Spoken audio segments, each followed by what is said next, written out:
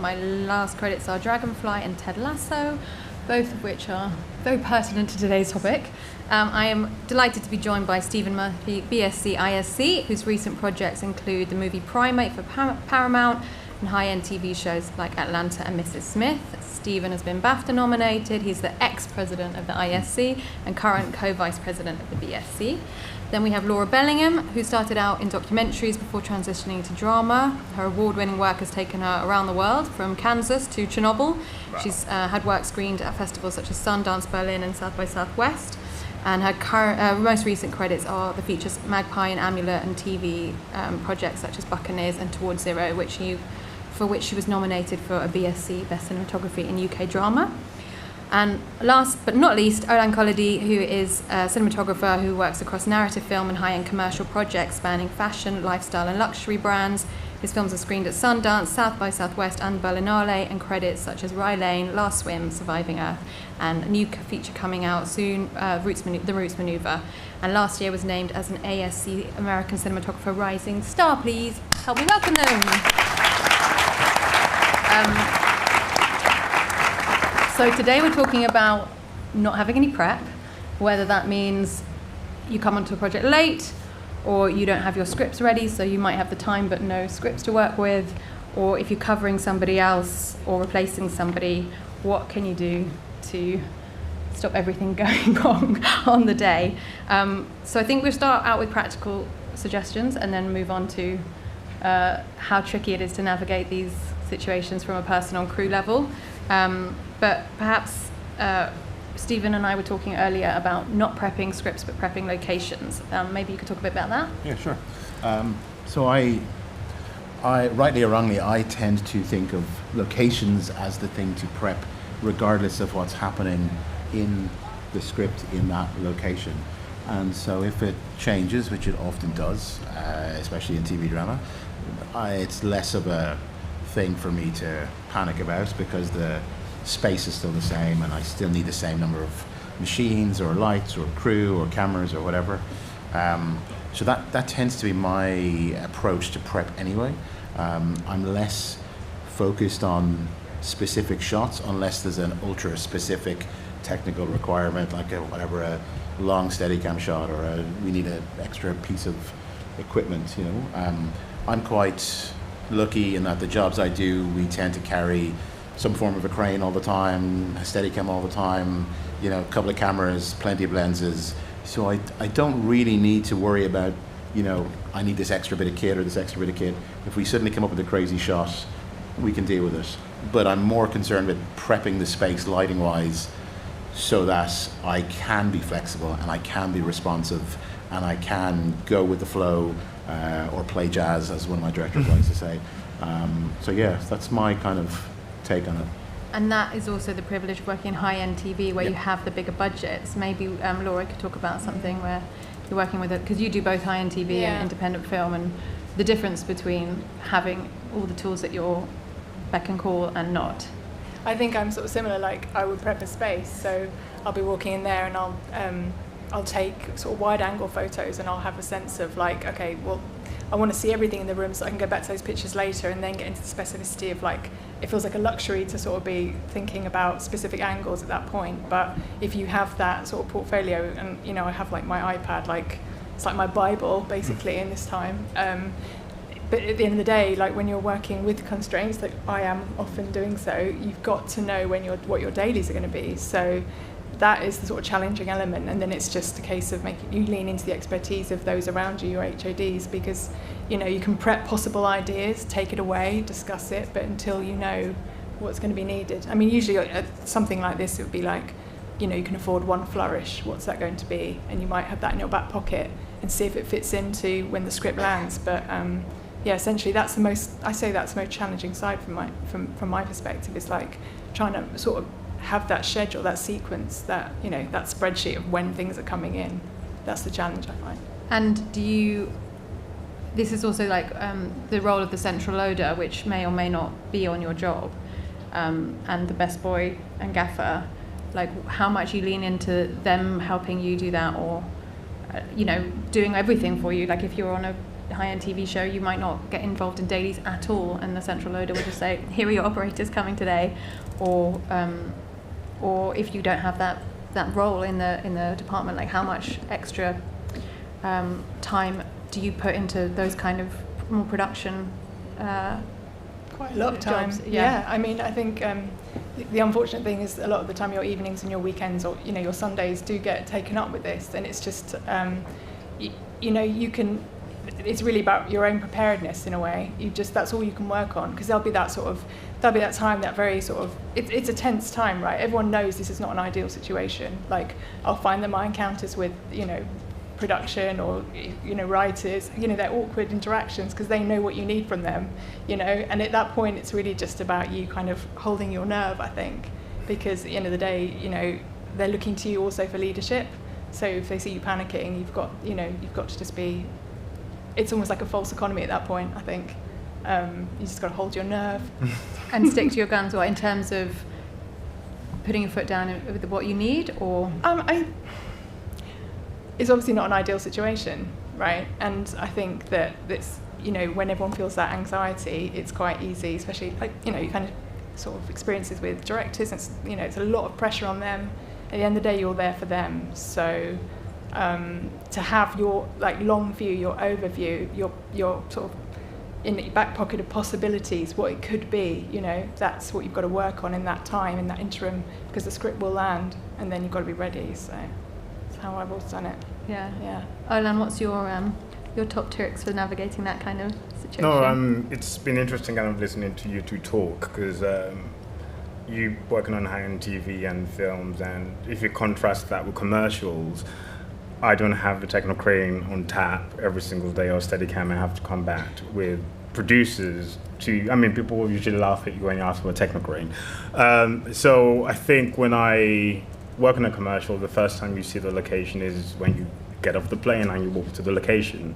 And everyone looks at you expecting you to have the answers. Where's the camera going to be? It's like, I don't know, I'm seeing this space for the first time as you are.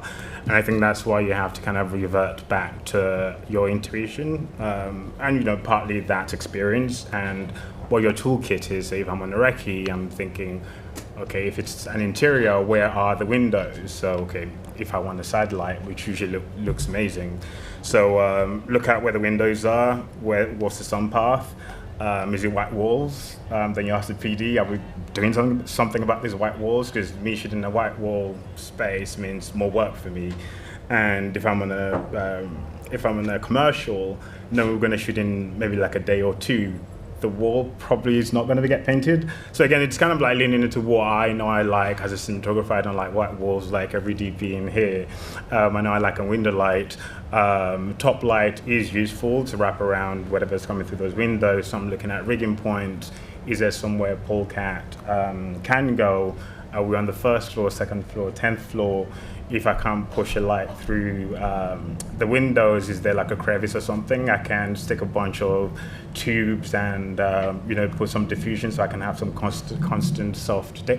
So it's more thinking about how I like to work and my toolkit and how the location can facilitate that. So it's a very fast process because, like I said, the AD is going to start asking you questions. The director wants to know should we shoot things a bit. What angle should we shoot things from? So again, it's kind of reverting to what's my style, how do I like to work? If I know I like backlight, then I know ideally I'd like to put my camera here. So yeah, I think you have to know yourself as a cinematographer first, as an artist, and that comes with experience. But so does mistakes, and mistakes make you better over time. So the difference in maybe a commercial recce and a TV recce with no script is that you might even have the whole storyboard in front of you that the client or the agency have written, which I have fallen foul of believing this storyboard before. So getting onto the shoot and then being like, well, we're only doing the storyboard and not having anything up my sleeve to sort of. So how much do you give yourself a leeway in terms of extra pieces of kit just in case kind of situations? And do you have a little back of your mind, what if everything changes, little package as well? Or do you find that you're quite specific in? No, it's a good point. What I try and do is I'm sure we all do soft prep that we're not getting paid for. So I'll usually, once I get a treatment and a storyboard, I then go away, I look at some references of things that I find interesting that I want to do. And then on the recce, I can maybe pitch that to the director. But yeah, in terms of like kit, yeah, you do want to give yourself a bit of like slack. I don't know where I'm going to use those asterios, but I know they might come in handy at some point in time. So there are pieces of kit that I know I might not need, but would come in handy. Asterios, bar cans, you name it. DMG dash dot. Do you ever have, in the situation where your PM might be just going through your kit list and saying, do you really need this third head, or do you need this extra? Like, what's this for? Like, is that a conversation that you guys find yourself having quite a lot? Do you drop things off? Do you put extra things on that get taken off out of a show? I don't play that game, but I'm sure my gaffer does. I think that probably, certainly in the jobs I've done, no matter what the budget, you're always having to have some kind of a conversation about, do you really need the third camera, the fourth camera, the fifth, whatever, And I always go, no, I don't need them. I can shoot with whatever he wants. But you're going to go and explain to the director why he doesn't have the third camera he asks for, and then I get the third camera. It's easy. Anyone want to add? Yeah, again, it's coming back to covering yourself. Like you said, I might go, we are shooting on the Technocrane and we also have Steadicam and sticks. Yeah, I could shoot this with one body, but the time it takes to send the camera from, I know, sticks or Steadicam to a Technocrane might cost you time. So trust me, that second body is going to come in handy. Then you have to play the politics. Okay, maybe I don't need two Alexa 35s. Maybe I can make that Technocrane work with an LF or a standard Alexa Mini. So again, I think you have to play the game, because at the end of the day, producers also hire us. If you're paying, you might not get hired again, but maybe you might become a rock star like Steve, and then you can ask for whatever you want, and people get it. But I'm working my way up to get there. I think it's important, though. Olan's point, the currency that everyone understands best is the cost of the shooting day. Yeah. So if I can say, guys, I will save 5 minutes on every setup on a TV drama if I have a second camera body built on the Steadicam already, and then times that by the 20 setups we're expected to do, that's 100 minutes of shooting time I'm saving. So that's X number of more setups for the director, or it means we're wrapping on time, or whatever way you want to equate it. It's one less hours overtime. And that's how they, from my perspective, tend to place value to the extra crew, the extra kit that we're asking for. And if you can learn to have that conversation that way with them, then at least they can have an honest conversation back with you of, we definitely can't afford that, so we need to go back to the director and reconceive what we're doing, or Yeah, I think it's really important to discuss the relationship between the DP and the producer, and how you protect yourself in a situation where you've maybe been on a TV show for 3 weeks prep and you haven't got the scripts until the Friday before the Monday, and everyone's looking at you and it's all going to shit. Like, how do you don't want to be there, I told you so, I didn't get the script in time, and now look what's happened. Like, you still need to be good and happy and creative and energetic and do the day. But you also kind of, do you protect yourself by having these kind of conversations, by being like, listen, I just need you to know that I haven't seen this location before, and or perhaps trusting your gaffer or best boy or your grip assistant to go and recce the location for you the day before. You might say, okay, I don't have time to see this because we're shooting today, but can anyone go at lunch and check this for me and take this picture? And you know what I mean? Like, are there any tips that you can talk about where you really, really can't get to a location, or you're really up against it, and like other people who you can trust, and those kind of relationships that help you prep without it being you prepping? Does that make sense? I think if it gets to that point, that is not an ideal situation to be in. That's what this whole topic is about, not ideal situations. I mean, you always want to be seeing a location, I think. I've been in situations where because of scripts being late, and you kind of end up with multiple units shooting. So you might have like 2 different other units. You can't get to those locations, you're prepping those DPs, those operators, and you're just trying to disseminate as much information as possible about what was the original vision. But by that point, it becomes a bit of a different beast, I think, by that point. And I think it's a shame, because obviously, it's great, that time in prep that we have with the director is wonderful, when you kind of go, well, this is what we're going to do, this is going to be our MO, and and there's, that's great, that's wonderful time, and I suppose it does come in handy later when you're spinning a lot of plates. But when I've been in that situation, it's usually because another unit will be taking over because there's been an extra 4 scenes added to that day. It's not going to happen, so there's going to be another unit shooting it. Yeah, that's been my experience with that. Yeah. If I had to be a tip, like a practical tip, I would say like Olan, I will just at the beginning of a production say there's no white walls, and just put it out there and wait for the response. And sometimes I get my way and sometimes I don't. But if I have to deal with a location that maybe I'm not going to get to visit beforehand, for whatever reason, I will be more accommodating, or can be more accommodating of what we're trying to do, if I can influence the blocking so that we're always shooting towards the windows or shooting across the light. Then I'm less worried about, the mechanics of the scene, because I know we're shooting into the light. It'll either be backlit or side lit. The images will have shape. I can add negative fill, and I'm already winning. What I'm a little more concerned about is last minute location swings is actually the machines that I'm super privileged to have, and the 10 cherry pickers that I need outside that location because I have to have them, is the getting those machines, getting access to them when it's busy is a thing. Getting them moved from point A to point B is another thing. The HOD rigger is the secret hero of the lighting department that we all rely on so much, but we don't really see them at work, but they're doing so much to make that work, where we're trying to move machines from one unit to another unit, from one location to another location, just so that I can have sun control on the 6th floor for this new scene that we're doing. But if if it was just tips, I would say, as long as, shoot whatever location you want, as long as there's no white walls and we can shoot towards the windows, everything else I can And deal that's with. a conversation you have with the production designer and the location manager? The designer and the director and the producer and the location manager. So at the beginning of the job, I'll make a joke out of it, but I'm very serious. I don't do white walls. Now the monkey movie that I've got out there is all white walls, so I don't get my way all the time. But it is a thing, and then everyone goes, "Well, why wouldn't you use white walls?" And then I explain, and then everyone goes, "Oh, okay, I never really understood it like that. I get why that's a thing." And suddenly everyone's doing their best to either find locations we can paint or locations that don't have white walls.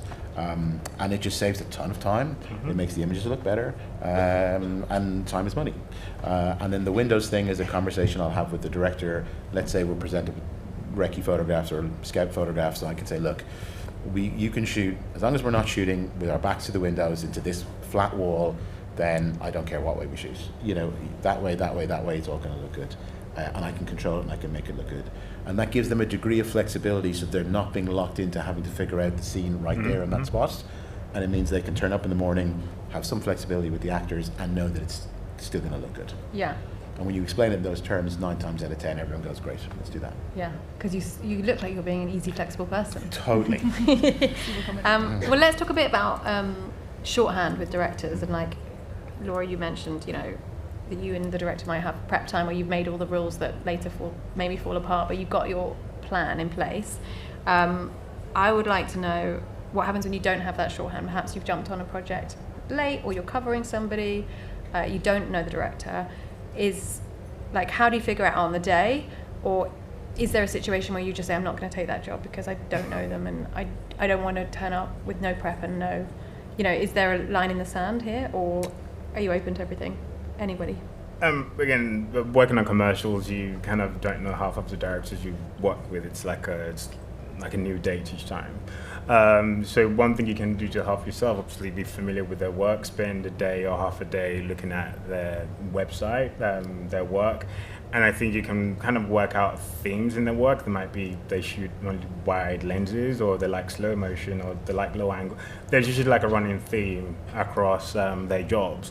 And the first thing you see them, hey, what's up? Thanks for having me. I loved blah, what you did on this, that. So based on their response to what you've picked up on their job, you can work out how much of that they're trying to bring on to the new work. And I find that as a useful tool to pick and choose quite quickly what the director's style, I suppose, is. And also kind of just dropping your ego. Sometimes I get onto a recce, because I used to get so unkind to myself, kind of taking recce pictures or storyboard pictures. Then when you go on a recce, they give you a stand-in, the director goes, oh, show us where you think we should shoot this, and you might shoot something, you might think, oh, this looks a bit rubbish, I don't want to show it to the director. Sometimes I just give the director the viewfinder, what are you thinking? Then they frame something up, then I go, oh, okay, then my job then is to riff on that and hopefully make it better than what they've taken. So you don't have to always be the one to have all the answers. Yeah, asking questions is great, especially when you don't know them. Yeah. I mean, I've been in the situation where I've jumped onto a film halfway through with no prep, and luckily, because I knew the director very well, I felt like this is going to be fine. I felt confident I wasn't going to get fired. I could work with his vision, and we had about 2p to make it, so it was always going to be a struggle. But I didn't worry that I was going to be in a vulnerable situation. But I don't think I would necessarily feel like that if it was a new director with no prep and you're just going on to finish half a movie that you've not seen any locations for. Have you guys been in a situation? I've done a little bit. There can be a freedom to it, like we were saying earlier on. You turn up on a job, maybe you're covering for somebody who's sick or whatever, and you're just stepping into it, and it's like, cool, what are we doing today? We're doing that. And you look at the space, and you go, okay, this is how we're going to make it work. So some of that is confidence, but there can be, like I was saying, if I was taking over from one of you guys on a job, and you might have a location prepped in a way that I would never think of, and so it's a learning experience for me. I might love it, I might hate it, but it's just, I think you just get confident enough to know that you can deal with whatever is going to be there, and that is just an experience thing. When I started, all the little things I was shooting were on film, and the thing me and all of my DV buddies were obsessed with was, how do we get an actual image on the film? How do we get an exposure? And that used to freak us all out. And then eventually you get over that hump and you're into like lighting and shaping it and making it an image that you want. And eventually you get to a point where you go, fine, we can walk into a space and I can make something of this. It'll be okay. And I'm surrounded by a bunch of other artists who are really great. They will help me make it be okay. Do you think that sometimes with that confidence it's pretend? Always. Shall we talk about like managing stress, especially when things are being thrown at you all the time? You're either given a new scene that day, an extra 7 pages we were talking about earlier, and how it can be liberating and creative to respond to the challenge of the day, or how it can be incredibly stressful, especially when every other HOD and every other person on set is very stressed. Like, how does that? Have you got any sort of personal tips of how to manage that? Yeah, I think it's important for you as an HOD not to be stressed, even though it feels like the buck stops with you. And I think I've always believed that stress is contagious. I think that's the word. When if the director is stressed, you will inherit their stress, perhaps because you're wondering why they're stressed about. Then the key grip or your gaffer sees and then it just permeates through the whole set. So it's important to avoid that as much as possible. And I'm someone who, I've been told I have a calm demeanor on set, but inside my head is just like, there's all kind of crazy stuff going, with regards to the set. So it's always important to ensure that kind of slow down your decision making. So I think we often use the word intuition and instinct.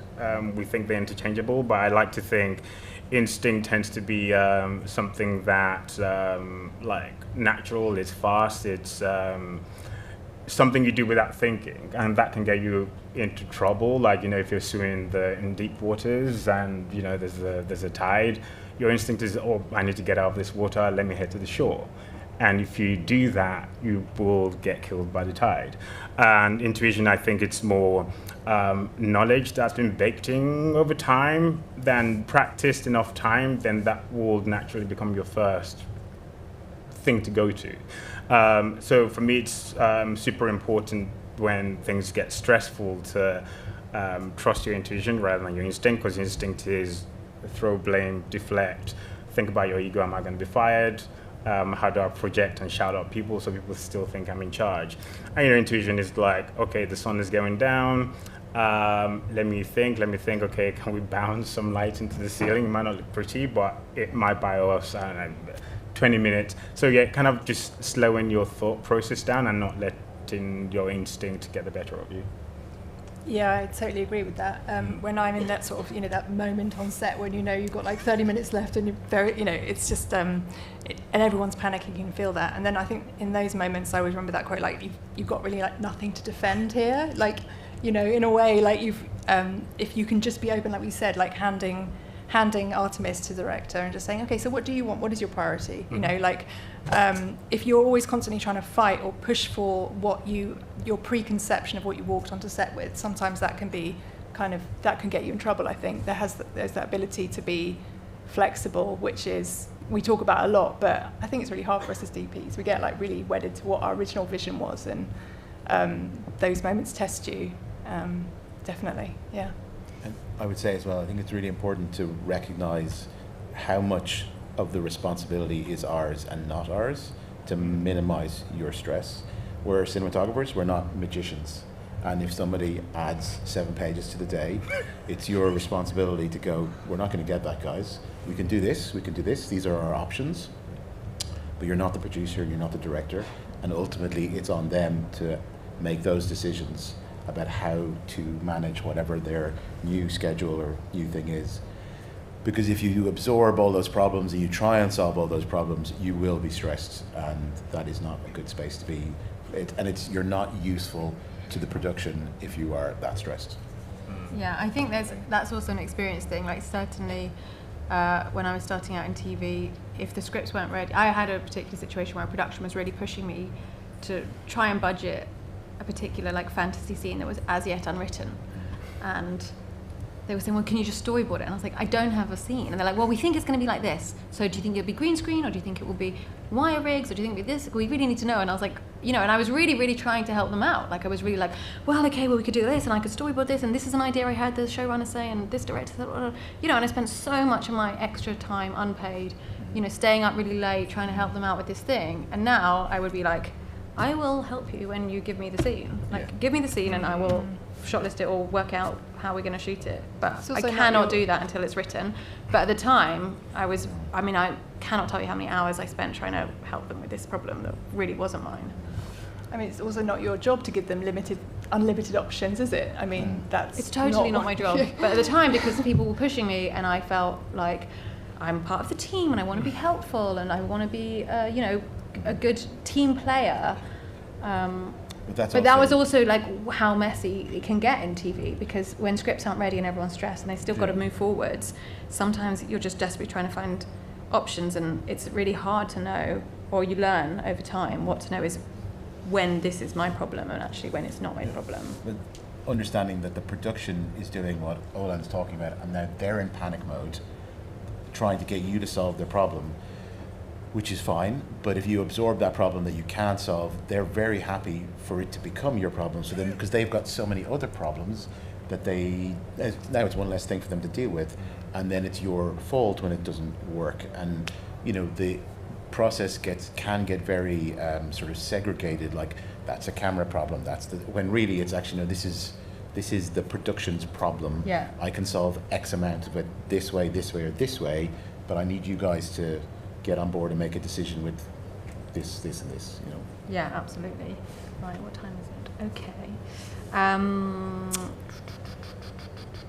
Shall we talk about unpaid soft prep and how much you do and don't do and how much you feel like you need to do before you turn up on the day? Sorry. You go. So the question is unpaid soft prep? Yeah, like how much do you do? Like, when you're really busy, you obviously can't be watching the director's work for the day.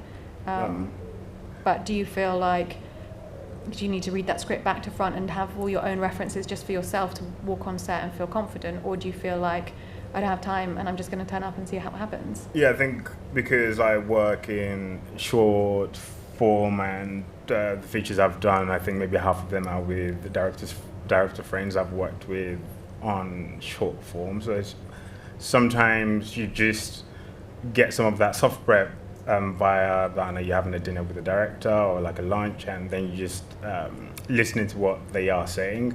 Also, I think my philosophy is, if I'm on set, I'm trying to live with something amazing.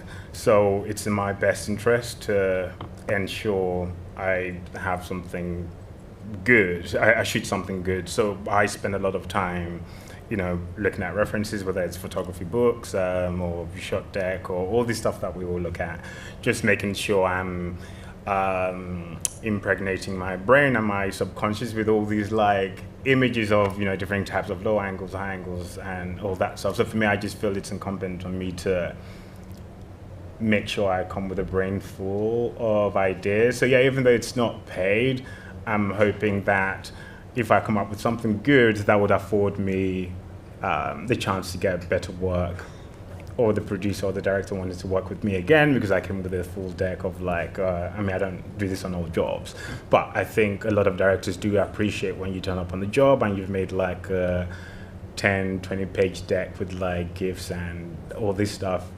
They feel you care about the project, and I think it gives them a degree of confidence that you're the right collaborator for the job, and hopefully they get to call you back again. Again, that's partly because I work in short form, and with short form it's all about relationships and making sure that people see you as a safe pair of hands. So yeah, even though it's not paid, it's in my best interest to work unpaid. Laura? Yeah, I think I feel the same. I feel like even if it's something that I might not even share, it's sort of like I do like to immerse myself in the possibilities of a project. Maybe the degree of how much I'd spend on it will be dependent on how much you're being paid. But I think, yeah, if it's especially when it's those relationships you really want to nurture, and those collaborations that you feel are, they're going to be important for you. I probably do quite a lot of prep. I also really enjoy the process of prep, like, the irony. I really like, that's a wonderful time of the shoot, when you get that time one-on-one with the director. We were talking earlier about prepping for meetings and for pitches, and I do think I do need to find my way in, and even if that is, some of it's superfluous at the end of the day, just you arrive at a point based on your journey. So yeah, based on the process. Yeah. I guess my question then is, if time is really tight, like let's say you've just been given a week or two to prep something and you actually don't have time to do any of that stuff that you like to do, like what do you prioritize in those situations? I would have a slightly different thing taken, because I don't do any self-prep, unpaid self-prep at all. And I know that sounds like I'm a horrible human being, but actually it's for a very good reason. When I was doing low-budget stuff, I did loads of unpaid work. And I realized that after many years of doing that, I began to resent that and bring that resentment to the jobs. And it really affected me, and it really affected my mental health. So now I'm very, very fortunate. The jobs I do, no one expects that. But I am, I'll turn up to work at 8 o'clock or 7:30 or whatever time you want me there at. And whatever time the wrap, I'll stay. I'll do hours and hours of overtime, paid. But the minute they call wrap, I will be the first person off the set. And I won't think about work after that. I go home. I'm away from home always, which is sort of connected to it too, in that when I'm at home, work is not part of my thinking unless I'm looking for work. But I'm very clear about delineating when I'm working and when I'm not working, because otherwise it just drives me mental, and I bring too much anxiety or anger or whatever to the work, and I began to dislike the job, and I don't want to dislike it because I like it too much. Yeah, I mean, regardless of the prep situation, you still have to turn up on set with good energy and work with all these people. Yeah. And I think like the actors obviously don't know that you've had no prep. Yeah. And they're not interested. They want to have a great time and have a good vibe. So. Yeah.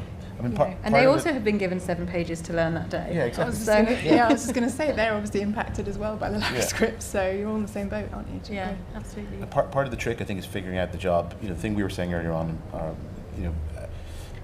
one of the very first jobs I did, I was taking over from another DP on the second block of something. The original DP was supposed to stay, and it just, decided to leave. It wasn't working out. And so I was given 3 days prep, I don't know, 10 weeks or 12 weeks or something. And I was given a warning before I started shooting by a DP that had worked with that director and that producer beforehand, and the warning was they will prioritize 39 setups that are average instead of 38 absolute paintings. So I knew going into that job what the context of that job was and the expectation of what that job was, and I could, prep accordingly or plan my day accordingly, or prioritize the 39th setup instead of the beautiful 38 setups. So I think, if someone was to offer me a job tomorrow and say it was only 2 weeks prep, I would happily take that, but I would have the context of knowing with these restrictions, I can do X, Y, and Z.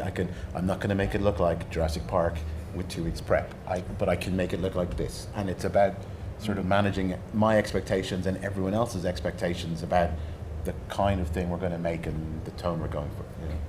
How much do you lean on cinematography community to get insider info on directors in that, in that situation? Not enough. Yeah. We do more of it, yeah. I think I'm probably a DP that talks to lots of other DPs just because I love talking shop and all people's processes. There was actually a job I stepped in to shoot because the DP who was on the commercial couldn't do one of the days, and they were shooting on, I think it was Ektachrome, and I hadn't shot Ektachrome till then. I'd heard things about how to shoot Ektachrome, but being able to speak to 2 or 3 other DPs who've shot shows entirely on Ektachrome, it's super useful to be able to slide into someone's DMs and say, hey, I liked what you did on this. Have you got any tips? And I think people are, I think most DPs, or some DPs are very generous with information, and some people aren't. But I'm generous. I think I find the DPs I talk to are usually quite generous. I feel like that's a good community. I was more asking about director info. Do you speak to DPs who've worked with this director? What is this person like? How do you think I'll get on with them? Blah blah blah. It's interesting because I've definitely had those conversations with people. I try not to do that because I feel it's such a small community. If I ask about tea, someone's going to tell the director, Olan is asking about some tea on you. I would only ever do it to people I love and trust, not just anybody. But I think it's useful. I've done it with friends and say, I love this director, but this is how they work, and if that's not your style, then don't get into bed with them because that's people just also who they believe are. what they say. If I worked with Laura as a director and you said, oh, what's Laura as a director? I'm not going to say, oh, she's a pain. I'm going, oh, she's nice, she's good. Because I don't know if you're going to tell her that I said. Never ring you and ask you what you think. I just find it's something people do. I think. But people are also discreet. They might say, yeah, they're really nice, they're really good, they're not into prepping, or they love shot listings. They will say it in a nice they're way. very specific about their framing. You'll get a thing. No one you don't know is going to say what they're they a total want. Yeah. Which means not very collaborative. The code. Yeah. I think it is helpful when you go for a job with no prep with a new director, to have a little bit of a like you said, they want coverage and they'll prioritize coverage over a beautifully lit scene. Is there a danger in over-prepping? I think so. Yeah. What I said earlier about being wedded to that original seed of an idea. I've got myself, I've sort of painted myself into a corner, searching for something that I thought about on my own in my bedroom, 3 months earlier, and I'm still trying to recreate that one reference I had, and it's mental because all the variables have changed. So it's always that thing I'm striving for, just be a bit more flexible, That definitely is a problem, I think, with over-prepping. Yeah. Yeah, I agree. When I shoot long form, I do read the script maybe once or twice, and then that's it. Even maybe a night or two before maybe a particular scene, I try as much as possible not to, because things do change on the day. And I think the more you leave things for interpretation for your brain, I think, trust your intuition. Because when you're too wedded to things, when things aren't working, it's sometimes hard to get out of that loop. And also, just to shout out to crew, super important to work with crew, maybe a gaffer, my gaffer is incredibly flexible. And I love working with him because when things do change, there are some gaffers or crew who would make you feel like you're inconvenienced. And it's fine, people should have their boundaries and no one should force anyone or, get people to work in a fast way. But I find, gaffers who are open to, last minute changes when, a director goes, this looks too lit, can you turn them off? Like, a gaffer who's not going to, throw their toys out of the prom. So you just keep an open eye and, again, just minimizing ego.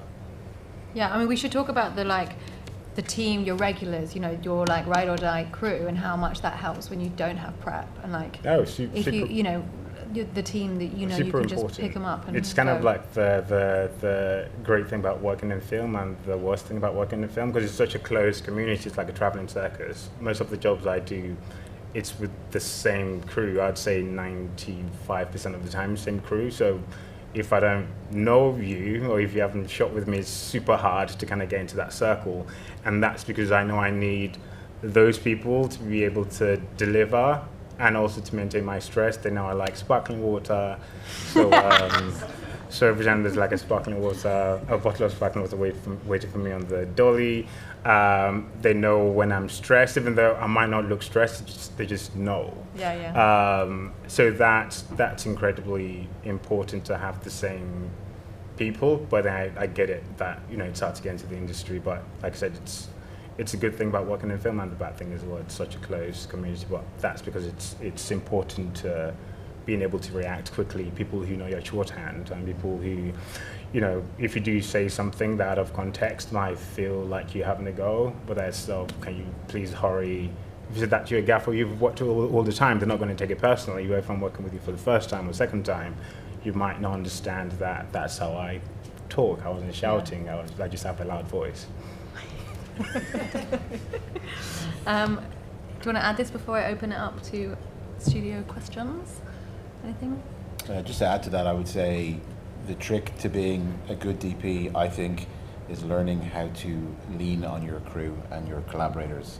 And that's where you will become a super DP, not micromanaging them, and just let go a little bit. You do not have to set every single frame for you to be the author of the visual image. You do not have to tell the gaffer where to put every single light for you to be the author of the visual image. You're still authoring it all. Yeah. The credit and the blame will still go to you. But if you lean on your crew, they will help you elevate your work every single time. And also, like with the kind of work you do in drama, like a lot of the stuff is regional, so you're not necessarily going to be able to take your ride or die crew, right? So part of it is like learning new relationships and how people work, and that really, the only constant in that is yourself. So it's really what you're going to bring to those conversations, those difficult conversations when you're going to be inevitably in challenging situations without a script. So Yeah, I mean, do you have like a little spiel? Like sometimes, like for me, I've learned that the way I light is I talk about it for about 4 sentences, and then by the end I found the decision. And I work with a gaffer who's like immediately on the radio. As soon as I say one word, he's like, prep this. And then by the time I've got to the end of the sentence, I'm like, no, I don't want that anymore. and so I've said to him, just don't get on the radio until I've finished the sentence, because I will change my mind in a minute. Hold on. And then I get that. And that we had to learn that because he was so immediate. He's like, she wants this, I'm going to get this, like so helpful. But actually, it's unhelpful because they're overworking the sparks because they're all rushing around. And then by the end of sort of the chat, I've totally changed the plan. Sparks all hate you. They will hate She's changed her mind again, guys. Yeah, exactly. There's a lot of like, she's changed her mind again. So I sort of, sometimes I have a little like, this is who I am, this is what you have to deal with when you work with me. Sorry, and then I don't know. I think I'm sort of similar. I think I would be like, well, okay, there'll be this bit when we walk around the set for 2 minutes together and just sort of, brainstorm some things. Don't get on the radio yet. Let's talk it out, I think. Yeah, for sure. I know that about myself as well. Yeah, you learn about yourself. And one thing I tend to say, again, when I'm working abroad and the service company asks, oh, do you have any, we've got some crew recommendations for you. All I say is I just want people who have a good temperament and people who have a positive working attitude. And that's because I know what I can be like. I always say to my gaffer, don't get me into a situation I can't get myself out of in record time. So don't lock in ideas. Don't put, 3 technocrane. Don't put three like Manitous and lights on it, because I know if I need to move them, it's going to take half a day or like a whole day to change them. So it's kind of part of my philosophy that I try and tell the gaffer in terms of like my crew. I just want to make sure people who are always happy to say yes, not to like silly stuff. That's just because I know I do like a bit of chaos.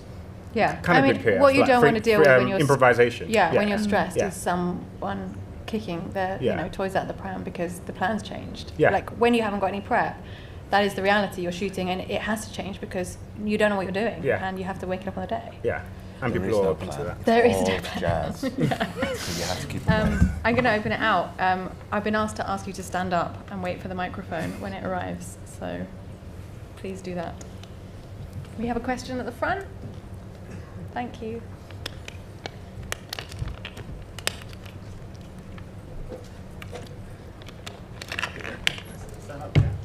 Please. Hey guys, thank you so much. What a great conversation.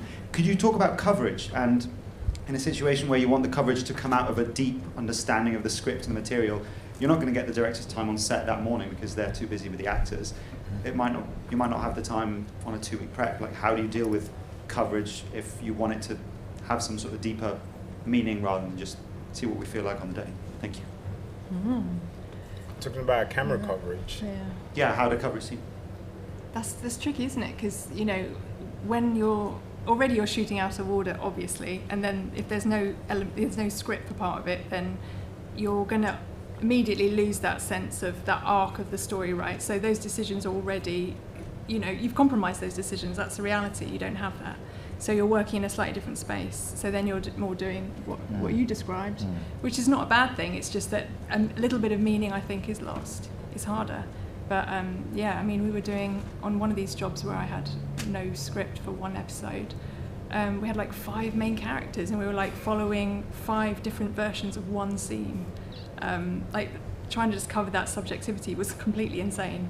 And we did it on almost every scene. It was written that way. So Can you tell in the finished piece? Sorry? Can you tell that it was chaos when it's finished? Maybe. To a degree. Sometimes you can't. It was though. part of the vision. The original vision was chaos to a degree. I mean, there's a lot of energy to it, and I think you have to just find your. It goes back to your MO, doesn't it? Like, what did you originally sort of strive for, and can you salvage something of that in that room at that moment? You've got time to think of that. I mean, that's your job, right? That's what you're being paid there to do. Yeah. So you've got to work out, like, okay, here are our characters in this situation.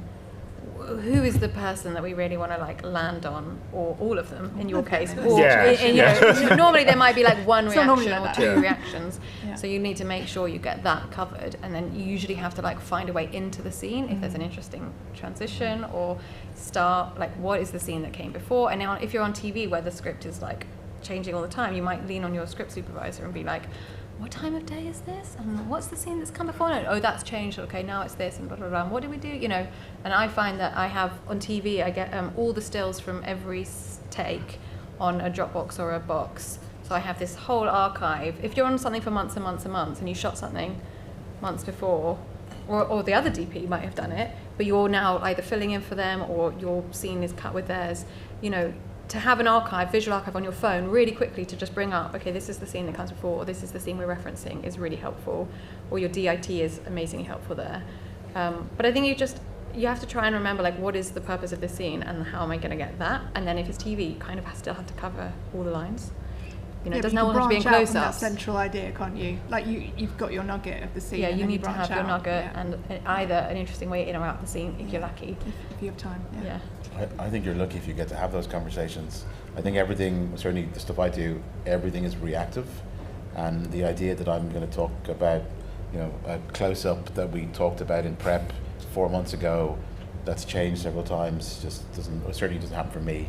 I think it's about being reactive. I think, and rightly or wrongly, everything I set up lighting-wise is about being able to be reactive rather than going in with this is this, maybe for a couple of scenes or cherry pick key moments, yes we can. It's the opening of this episode where we want this and we want it to transition to this, and sure. But if it's just like an average scene that's just been sprung on you, or even if it hasn't, it's all responding to the story that is in front of you, not the story that you think is in front of you, which is important. Yeah, I think my 2 pence to that, just because I've worked on a picture that started off as a single cam show.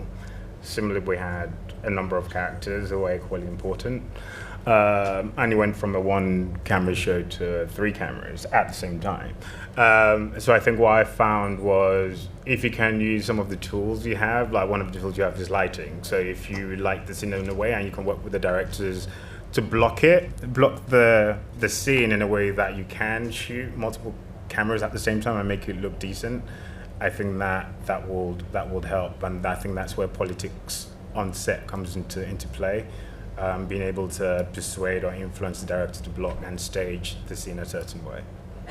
I think that's so telling, this like make it look decent, is like in these situations actually your aim is to get the day done with a certain quality. Yeah. Like there will be compromises, but you've just got to finish it and get it done. So like of course you also want to like get that Look amazing nice. close up on the actor that's like the scene is all about or whatever, but like, you know, the primary goal of the DP is to make the day with a certain quality of lighting and shooting, and like everything else is a bonus. Another question? I've got another one at the front, please.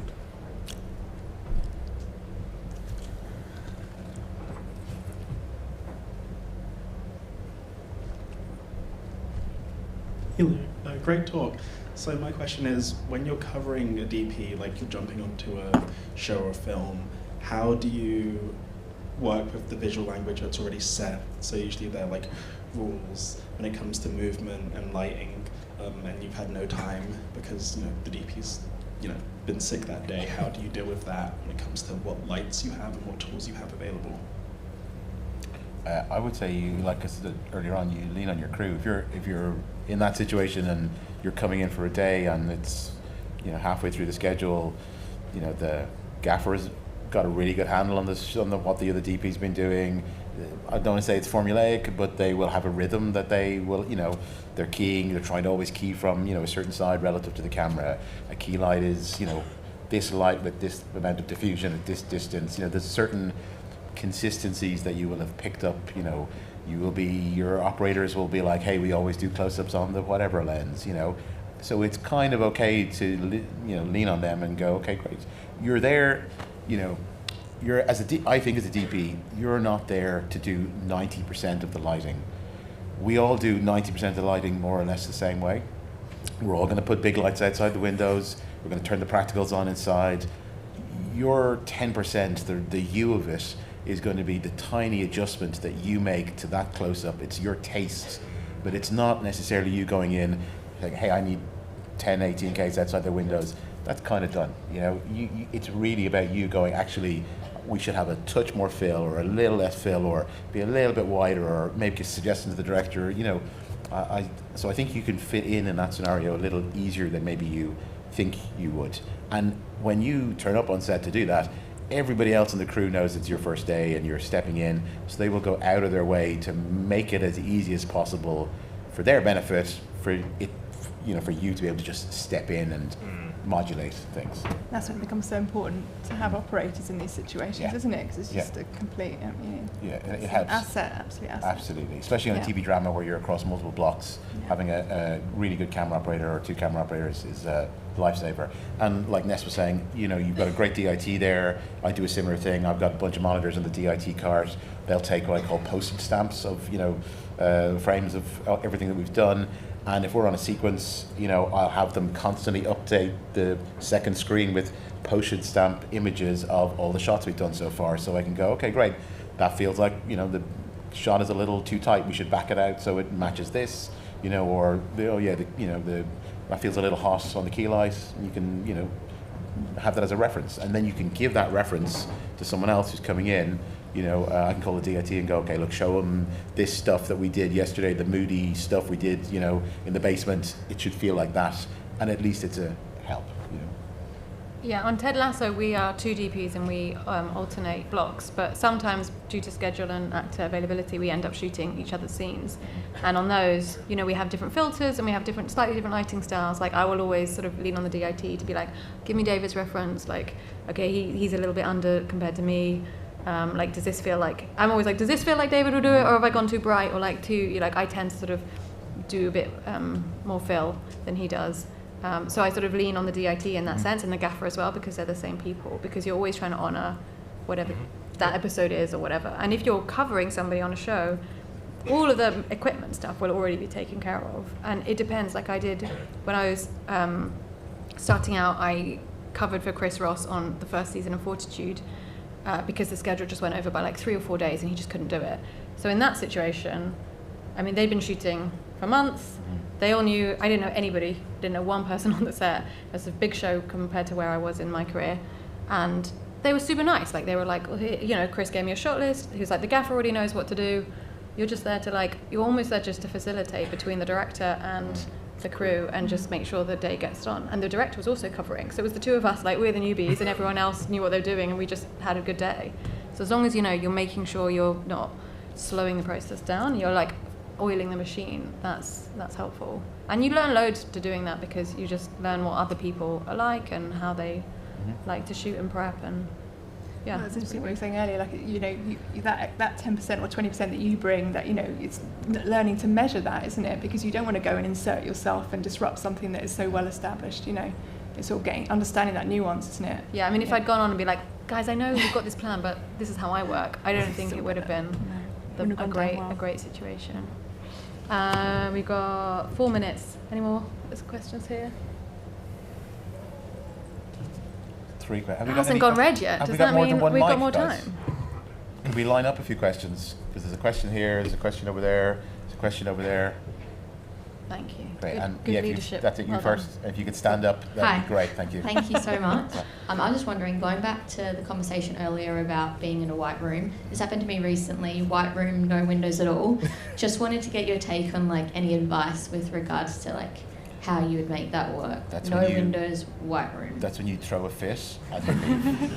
That's the one time you're allowed to have a tantrum. Yeah, I would have it. So no windows and white walls? Yeah. Okay. That's the two things I said. Please, can we have at least a window or no white walls? And so, is there any chance they misunderstood your email? I don't know, something went wrong, but we got through it. But I was just wondering, like, what your take would be. I would have a fit. I would cry. I would kick things around. And now I put all the lights in the ceiling and flag them off the walls. Yeah. Everything else is going to be a disaster. Yeah. All the lights in the ceiling and just flag it off the walls. Yeah. Lots of or just shoot against 2 walls and black everything else out. Yeah. Loads of negative fill. Negative fill is your friend. Negative fill, everything. Yeah. Or I'd go and buy the paint and paint it myself. Who's got a microphone? Thank you. Oh, has anyone got a microphone already? Yes. So will you stand up, please? Can we have a microphone over here? Thank you. Thank you so much. I've got 2, if that's okay. The first one is, do you ever shoot with an edit in mind? And secondly, have you ever been told, oh, you're the DP, I trust your creative vision, and how do you approach that? You always shoot with an edit in mind. Constantly, always. I think you'd get shut down pretty quickly if you weren't thinking about that ahead of time. Absolutely. I think you're just building the scene, aren't you, in your head, but you're standing in the space, so you have the sort of 3-dimensional element, which is obviously an extra layer of. But I think, at the end of the day, you're building out from that original nugget that we talked about. Definitely, yeah. I mean, in terms of the creative vision, like, I've worked with directors, so everyone's so different. You have some directors who don't want to talk about shots. Your shots and the lighting is up to you. I deal with the actors. And then you have other directors who, like, come to you, they've shot listed the whole thing, and they've got all their photos from the recce's. Like, you just have to adapt to who you're working with, I think. Be nice to have people say that to me more often, actually. I trust you. Exactly. Whatever you want, Stephen. You're right. I mean, sometimes I find, I totally trust you, whatever you want to do. I think sometimes it's cool to come across as laziness or something. They must have like a POV. So if a director says, I trust you, whatever you want to do, then I'll happy to proxy visually direct. I'm sure every DP likes to proxy direct, which is fine by me. I'm so sorry, but this has gone red, which means we can't have any more questions. Oh, so no. I would love you just to join me and say thank you so much for all our guests.